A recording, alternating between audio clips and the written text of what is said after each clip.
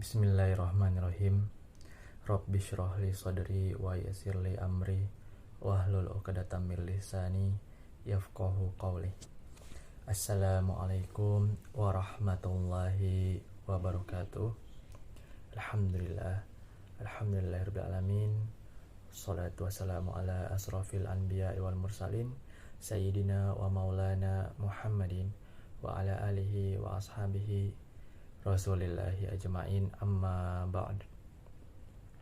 Perkenalkan, nama saya Syahrul Muhammad Farhan.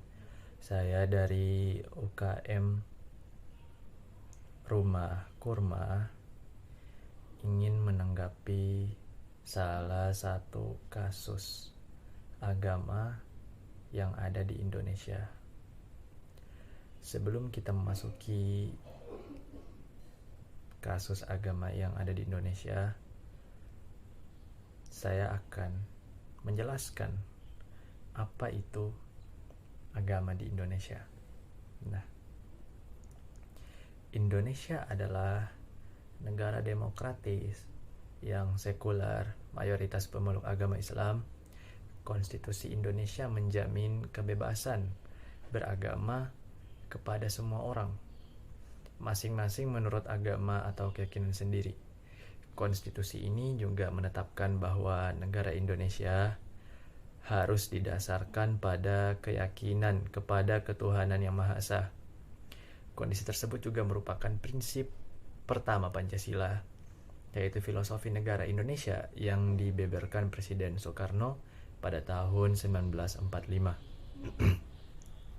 Kedua kondisi ini tampaknya agak kontradiktif, namun Soekarno memecahkan permasalahan ini dengan hipotesa bahwa setiap agama, termasuk Hindu, pada dasarnya mempunyai satu ketuhanan tertinggi.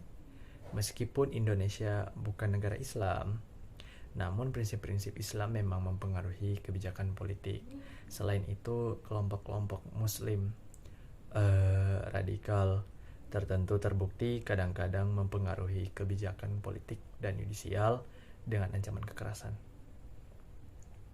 Sebuah keganjilan dari sikap pemerintah Indonesia terhadap kebebasan agama di dalam negara ini adalah bahwa pemerintah mengakui hanya 6 agama saja, yaitu Islam, Protestan, Katolik, Hindu, Buddha, dan Konghucu.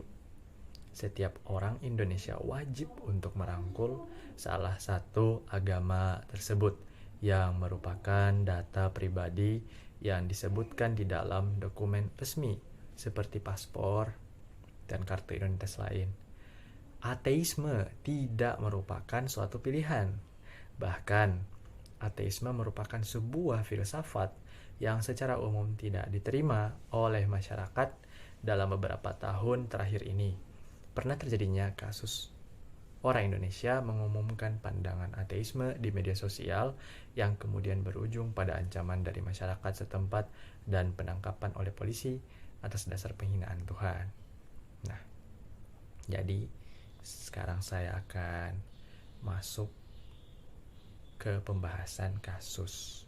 Salah satu contoh kasusnya yaitu ada di Papua. Nah, konflik antara agama di Papua.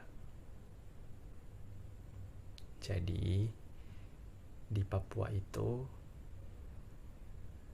dimulai dengan tuntutan persekutuan gereja-gereja di Kabupaten Jayapura, PGGJ. Nah, mereka menuntut untuk membongkar menara Masjid Al-Aqsa Sentani. Alasannya kenapa? Karena di balik tuntutan PGGJ itu ada alasannya, yaitu menara Masjid Al-Aqsa katanya yang dibangun terlalu tinggi dan bangunan-bangunan lain di sekitarnya. Nah, kabarnya PGGJ itu khawatir bangunan masjid menghalangi pemandangan dan membuat gereja di sampingnya tampak terhempit. Nah, kita bisa dilihat di sini faktor penyebab terjadinya ini itu kenapa? Karena yang pertama, mereka masih belum memahami ajaran agamanya atau menyimpang dari aturan atau ajaran agama masing-masing. Nah, yang kedua, masyarakat masih mementingkan diri sendiri atau mengganggu agama atau menganggap agamanya yang paling benar. Yang ketiga, masyarakat masih bertindak semaunya tanpa mengikuti kaidah yang ada. Jadi di Papua itu intoleran mereka tuh masih tinggi. Nah, apa upaya kita biar bisa terhindar dari yang seperti ini? Yang pertama, toleransi. Kita harus menghargai kepercayaan umat lain, kepercayaan umat Islam, kepercayaan umat Kristen. Kita harus menghargai. Kita tidak boleh menghakimi mereka, langsung ngejudge, langsung tidak menerima mereka di wilayah kita, seperti melarang mereka membangun ini, membangun itu, membangun tempat ibadah, apalagi beribadah. Nah, itu tidak boleh, karena toleransi itu yang bikin kita menjadi hidup aman, tentram, damai, tidak terjadinya perpecahan dan lain-lain. Baiklah, itulah tanggapan singkat dari saya. Saya mohon maaf apabila banyak kesalahan kata-kata.